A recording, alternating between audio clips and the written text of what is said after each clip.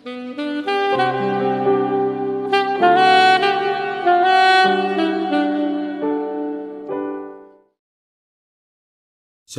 puji Tuhan, kita bisa berjumpa lagi dalam renungan harian yang saya percaya senantiasa memberkati Bapak Ibu sekalian, senantiasa menolong kita untuk memahami firman secara baik dan benar dan terus bertumbuh dalam kehidupan rohani yang dewasa di mata Tuhan. Mengawali, mari kita berdoa. Puji syukur untuk hari ini Tuhan masih berikan kami waktu dan kesempatan untuk kami kembali ingin disegarkan oleh kebenaran firman-Mu di hari ini. Karena itu hamba berdoa, Roh yang kudus tolonglah kami, urapilah kami, dan berkatilah kami dengan firman-Mu di hari ini. Berfirmanlah ya Tuhan, karena kami sudah bersedia untuk mendengarkannya. Dalam nama Tuhan Yesus Kristus kami berdoa. Amin. Dan firman Allah yang menjadi perenungan kita bersama di hari ini, saya ambil dari 1 Tesalonika pasal 2 ayat 1 sampai dengan ayatnya yang ke-12. Secara khusus saya akan baca ayatnya yang pertama. Demikian firman-Nya. Pelayanan Paulus di Tesalonika. Kamu sendiri pun memang tahu saudara-saudara, bahwa kedatangan kami di antaramu tidaklah sia-sia. Demikian kebenaran firman Allah di hari ini yang mengajar kita mengenai pelayanan yang menjadi berkat. Sekali lagi inti firman Allah yang menjadi perenungan kita bersama di hari ini adalah pelayanan yang menjadi berkat. Saya percaya kita semua dipanggil Tuhan sebagai umat, sebagai orang percaya yang sudah ditebus dengan darah yang mahal di Bukit Golgota, yang mengakui dan mempercayai Yesus Kristus adalah Tuhan dan Penyelamat, maka konsekuensi logis kita mengakui Dia sebagai Tuhan adalah berarti kita hambanya. Kristus adalah kurios kita, dan saudara dan saya wajib menghambakan diri sepenuhnya kepada Dia. Karena itu tidak bisa tidak, kita harus terlibat dalam pelayanan. Nah, firman Allah secara khusus hari ini berbicara mengenai pelayanan yang menjadi berkat. Kalau kita lihat dalam ayatnya yang pertama, kamu sendiri pun memang tahu saudara-saudara, bahwa kedatangan kami di antaramu tidak sia-sia. Kedatangan kami di antaramu tidaklah sia-sia. Paulus punya suatu keyakinan bahwa pelayanan Paulus di jemaat Tesalonika tidak sia-sia. Kalau tidak sia-sia berarti sama dengan pelayanannya menjadi berkat bagi jemaat yang ada di Tesalonika. Karena itulah tema firman Allah di hari ini adalah pelayanan yang menjadi berkat. Apa yang dituntut dari saudara dan saya supaya pelayanan kita tidak sia-sia, tetapi sebaliknya pelayanan kita menjadi berkat? Kita belajar dari Paulus. Setidaknya ada 3 cara, 3 hal yang dituntut dari saudara dan saya supaya pelayanan kita menjadi berkat, supaya pelayanan kita tidak sia-sia di hadapan Tuhan. Yang pertama dalam ayatnya yang kedua sampai dengan ayatnya yang ke-6. Ayat 3, sebab nasihat kami tidak lahir dari kesesatan atau dari maksud yang tidak murni dan juga tidak disertai tipu daya. Paulus memberitahu kepada jemaat yang ada di Tesalonika bahwa nasihat atau pemberitaan firman ataupun pelayanan yang disampaikan oleh Paulus kepada jemaat yang ada di Tesalonika itu tidak lahir dari kesesatan atau dari maksud yang tidak murni dan juga tidak disertai tipu daya. Ayat 4, sebaliknya karena Allah telah menganggap kami layak untuk mempercayakan Injil kepada kami, karena itulah kami berbicara, bukan untuk menyukakan manusia, melainkan untuk menyukakan Allah yang menguji hati kita. Disinilah kita melihat bagaimana motivasi yang benar yang dimiliki oleh Paulus yang membuat pelayanannya menjadi berkat. Di sini yang pertama yang saya lihat supaya pelayanan kita menjadi berkat. Gimana caranya supaya pelayanan kita menjadi berkat? Maka yang pertama motivasi kita harus benar di hadapan Tuhan. Sama seperti Paulus. Dari maksud yang tidak murni dan juga tidak disertai tipu daya. Kami melayani Tuhan, kami memberitakan firman. Motivasi kami bukan untuk menyukakan manusia, bukan untuk menyenangkan manusia, tetapi justru untuk menyukakan hati Allah. makanya pelayanan kami menjadi berkat. Lebih dipertegas dalam ayat 5, karena kami tidak pernah bermulut manis. Hal itu kamu ketahui dan tidak pernah mempunyai maksud loba yang tersembunyi. Allah adalah saksi. Jadi di situ Paulus mengatakan kami tidak punya maksud yang ada, maksud-maksud yang tersembunyi, maksud-maksud yang terselubung.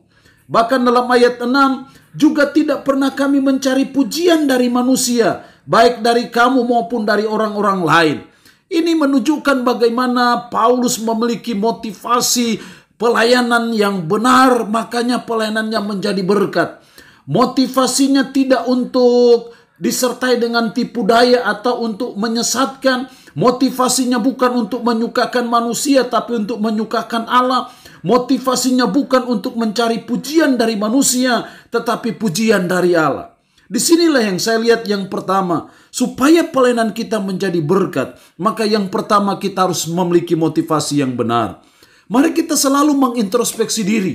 Selama ini apa motivasi kita melayani? Apakah masih benar? Jangan sampai sudah melenceng. Jangan sampai motivasi kita sudah tidak murni di hadapan Tuhan. Kita belajar supaya kita memiliki motivasi yang benar dalam pelayanan, sehingga pelayanan kita menjadi berkat ataupun tidak sia-sia.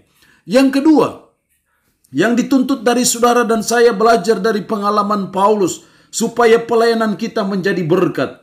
Dalam ayatnya yang ke-7, tetapi kami berlaku ramah di antara kamu, sama seperti seorang ibu mengasuh dan merawati anaknya. Demikianlah kami dalam kasih sayang yang besar akan kamu. Bukan saja rela membagi Injil Allah dengan kamu, tapi juga hidup kami sendiri dengan kamu, karena kamu telah kami kasihi. Jadi Paulus menjelaskan bagaimana mereka memperlakukan jemaat yang ada di Tesalonika, berlaku ramah seperti seorang ibu yang mengasuh merawat anaknya. Karena mereka melayani dengan penuh kasih. Juga dalam ayatnya yang ke-11, kamu tahu betapa kami seperti bapa terhadap anak-anaknya telah menasihati kamu dan menguatkan hatimu seorang demi seorang. Di sini kita melihat bahwa supaya pelayanan kita menjadi berkat, maka yang kedua yang dituntut dari kita adalah kita harus melayani dengan cara yang benar. Seperti seorang ibu yang merawat anak-anaknya. Seperti seorang bapa yang merawat anak-anaknya dengan penuh kasih sayang. Itu adalah pelayanan yang benar di mata Tuhan. Dan ketika pelayanan kita benar di mata Tuhan dengan cara yang benar, dengan sikap yang benar, maka itulah pelayanan yang menjadi berkat di hadapan Tuhan. Karena itu mari kita melayani dengan cara yang benar. Melayani dengan kasih, melayani dengan hati, melayani dengan sikap yang benar. Dalam memperlakukan orang-orang yang kita layani, kita belajar memperlakukan seperti seorang ibu terhadap anak-anaknya, seperti bapa terhadap anaknya, penuh dengan kasih sayang, penuh dengan cinta kasih. Itulah pelayanan yang melayani dengan cara yang benar. Dan ketika kita melayani dengan cara yang benar, maka saya percaya itulah pelayanan yang menjadi berkat. Itulah pelayanan yang tidak sia-sia di hadapan Tuhan. Berarti sebagai pelayan-pelayan Tuhan kita belajar untuk terus mengintrospeksi diri. Jangan sampai kita melayani dengan cara yang tidak benar. Kita tidak mengasihi jemaat yang dipercayakan Tuhan kepada kita. Kita melayani tidak dengan dasar kasih, tidak melayani dengan motivasi kasih. Tapi sebaliknya justru kita dengan cara-cara yang tidak benar di hadapan Tuhan. Jadi supaya pelayanan kita menjadi berkat, yang kedua, kita harus melayani dengan cara yang benar.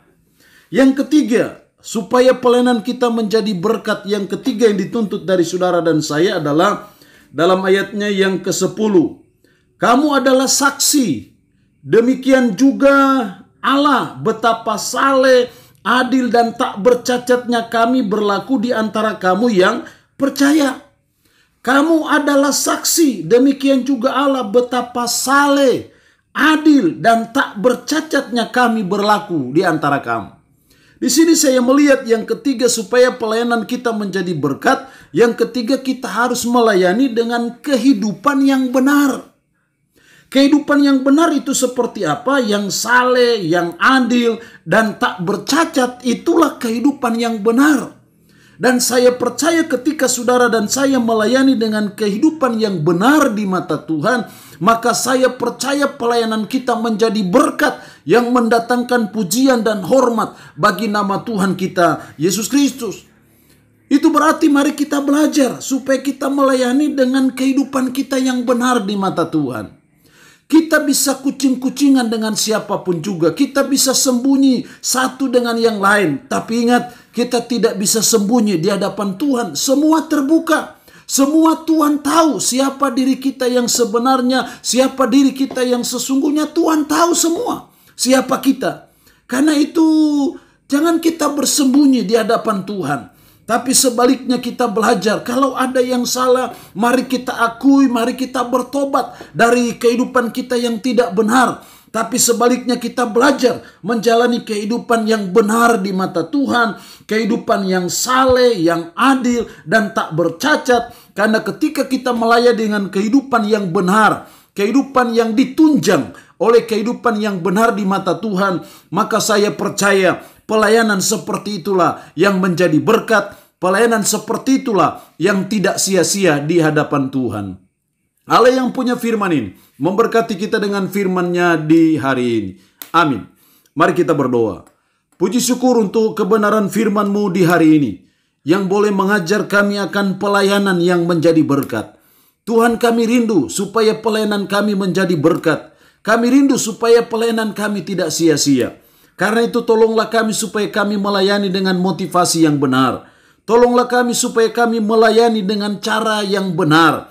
Dan tolonglah kami supaya kami melayani dengan kehidupan yang benar di mata Tuhan. Tanamkanlah, meteraikanlah firman dalam hati dan pikiran kami. Sanggupkan kami untuk kami bisa menjalani kehidupan ini sesuai dan berpadanan dengan firman-Mu di hari ini. Hamba mohon berkat-Mu bagi umat-Mu yang boleh mendengarkan renungan harian di hari ini. Berkat jasmani, berkat kekuatan, berkat umur panjang, Tuhan limpahkan dalam hidup mereka. Umat-Mu dalam pergumulan, kuatkan dan teguhkan iman mereka, dan berilah jalan keluar bagi pergumulan mereka. Umat-Mu yang sakit, hamba berdoa dalam nama Yesus, Tuhan lawat, Tuhan jamah, dan Tuhan berikan kesembuhan kepada mereka. Terpuji-pujilah nama-Mu Tuhan. Dalam nama Tuhan Yesus Kristus kami berdoa. Amin. Shalom. Sampai berjumpa lagi dalam renungan harian edisi berikutnya.